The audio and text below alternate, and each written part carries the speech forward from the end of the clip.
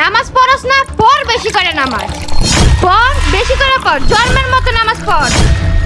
নামাজ পড়স না, পড় নামাজ বেশি করে পড়, জন্মের মতো নামাজ পড়। কিরে আজকে মেয়েটা আমার নামাজে বিরক্ত করলো না, বিষয়টা কেমন জানি লাগতেছে। যাই আজকের বাসায় যাইয়া দেখি।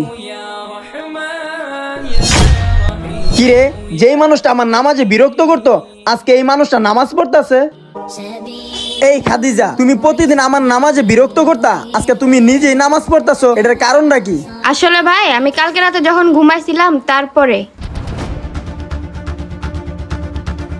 তুই জাহান্নামী, তুই মানুষের নামাজে বিরক্ত করিস, তুই আজকেই মারা যাবি, তুই জাহান্নামী।